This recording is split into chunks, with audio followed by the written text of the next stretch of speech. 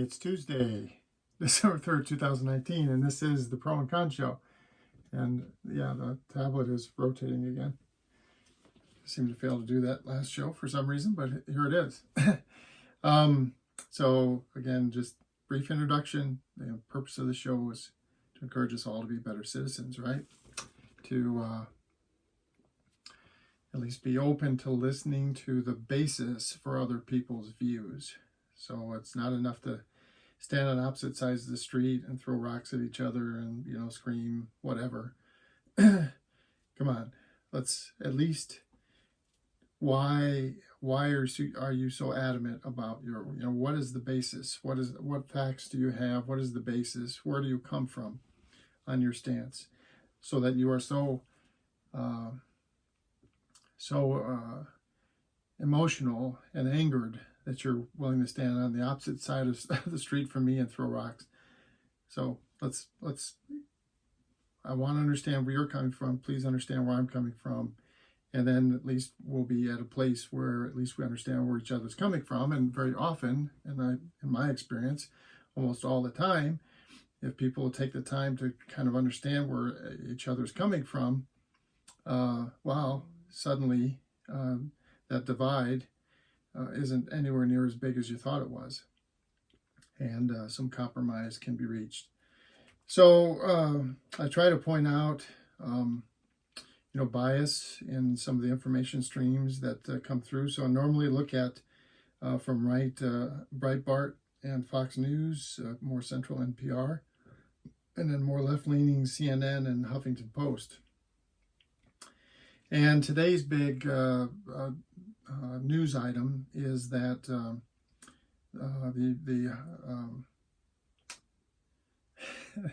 the lower house, Congress, basically, the House of Representatives, they finished a report on the impeachment hearings and testimony that they've received up to this point. And they published that report. It's almost exactly 300 pages, if not exactly 300 pages, yesterday. And by the way, the vast majority of the content of that is driven by the Democratic Party, who holds a significant majority in the House of Representatives.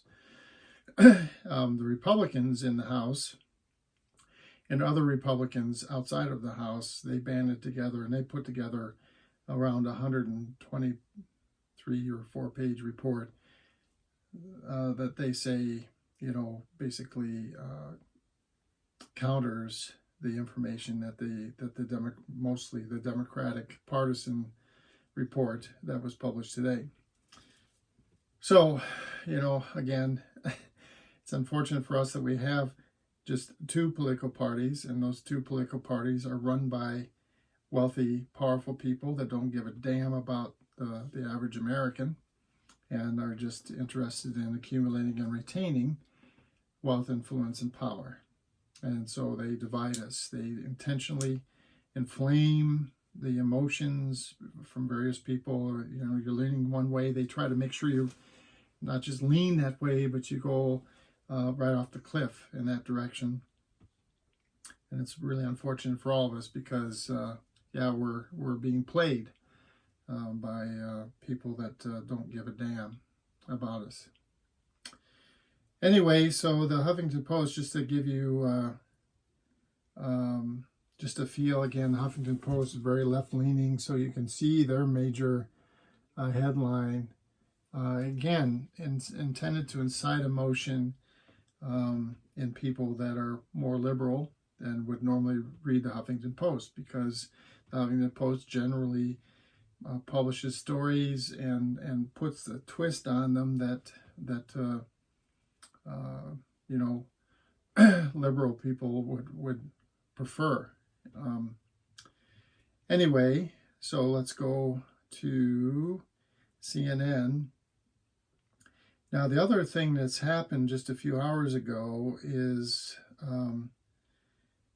Devin, it's Devin Nunes, right? He's the majority or the minority leader in the House of Representatives, and a very strong Trump advocate. and a Trump supporter and defender. And he just today apparently filed defamation suit against CNN and some other outlets, over $400 million demanded because he feels like he was wrong. There was a story that these outlets published some days ago that Nunes was actually in Eastern Europe, and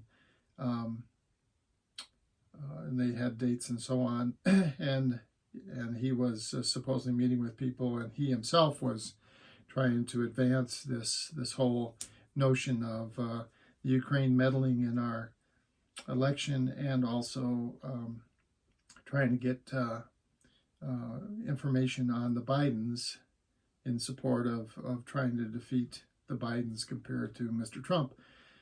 And so Mr. Nunes says that that's totally a false claim, and he was nowhere near the area, and he can prove it. So but the interesting thing for me is, so here's CNN, and you can see their main story is twofold. One is that House Democrats have basically pushed this report out, so the 300 pages, and they say evidence is overwhelming. Now, the overwhelming part of it, when I read the context of this information, the overwhelming part of it is obstruction of justice, because the president has chosen to just basically forbid anyone, himself, anyone in his staff, anyone that has ever spoken to him. He's claimed that he has executive privilege over all conversations that he's had over the last 4 years with anyone, and therefore he's, there's plenty of subpoenas that Congress has issued, and they've been ignored by all these people because the president and the president's lawyers are saying that they don't have to. Okay. So this is, in my mind, this is a big difference from today compared to decades ago. I don't know that. There might have been some number of people that would have been willing to face obstruction of Congress kinds of jail times and fines and all that decades ago, but it would have been rare, very rare. And this time, because the president basically, and the president having the power, the power to pardon people. That's a pretty big thing that you tell a bunch of people that don't want to talk to Congress anyway, because, they basically don't want to talk about what the president was or was not saying. And they have the power of pardon. He can, even if they eventually are charged with obstructing Congress, he can pardon them.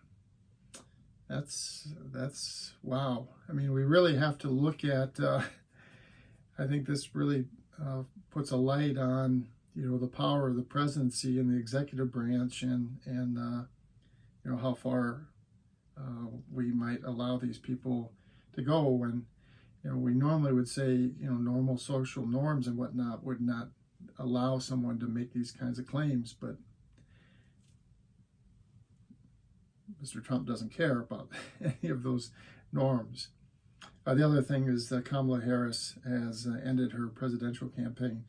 But the reason why I show you the CNN headline page is Mr. Nunes, as I said earlier, is suing them for $400-something million. I don't remember the exact figure. I want to say $435 million, but a lot. And it does not appear on the front page.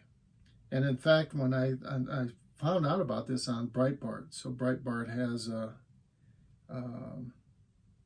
there's a headline kind of in their small secondary headlines here in the middle of the page, and it says Nunes hits CNN with $435 million defamation suit. Okay. And so I was just like, well, wait a second, because normally, so you look at Fox News, you look at NPR, you look at CNN, you look at Huffington Post, and some or all of those outlets would be reporting on that kind of thing, and none of them are at this moment in time. So it was just Breitbart. So I went out and I Googled Nunes sues CNN, and there are multiple other information outlets that are reporting on that. So the Washington Post, Variety, Writers, I think there's a bunch of them. Anyway, they are out there, and that story is coming out in those different information streams. So it's not just Breitbart, dumping this as some kind of lone read in the field as far as offering this story. It does appear to be true because there's multiple outlets that are reporting it. Interestingly enough, Mr. Nunes also sued Twitter for $250 million just a few months ago. I'm not quite sure why it's a lot of money. I don't know. I don't know the story behind that. I didn't pay attention back in I think it was the spring. So anyway, the whole point behind everything, I'm kind of rambling a little bit, I apologize for that, but the whole point is that you look at different information streams, and I always, when there's one that's out there and nobody else is, and the only way I know that is by looking at multiple ones, right? And so, if a story is just out there and there's only one information source that's reporting it, I'm very worried about the reliability of that report. And then, you go through and you read, and then you need to, also when you're reading the articles, the information, are they saying that they have also confirmed that this is true? That's the other key thing. Because a lot of times somebody will report a story, and then other information streams will pick up on it, and they'll all reference that first story. So let's say it's the Washington Post. The Post puts out a story, and then everyone, CNN, Huffington Post, Breitbart, Fox News, Variety, blah, blah, blah. They all, the Washington Post, the Washington Post, the Washington Post, the Washington Post reports. Well, I want to be careful, because they need to be able to confirm. And so it's a totally different thing if they say the Washington Post originally reported this, and we are able to confirm through our sources that, the who, the what, the where, the when reported. Okay. So anyway, Tuesday, December 3rd, 2019, the report on the impeachment comes out. Now there's going to be a couple of days of hearings where various legal experts testify to Congress about how they should deal with this information, and basically giving guidance on how to write the articles of impeachment. And it looks like it would seem that there's going to be three. So one, for sure, obstruction of justice. That's, half the report is dedicated to obstruction of justice, so almost certainly that's going to be one. One is going to be, and I don't know whether they're going to call it bribery or something, but there's going to be this offer of taxpayer-funded military aid and political support in exchange for information on Joe Biden and his son. And those are the two. There was a third that I'm not remembering it, so I'll try to cover that tomorrow. Anyway, time to end the show for the Pro and Con show for Tuesday, December 3rd, 2019. I'm Michael James Ott. Until the next show, bye for now.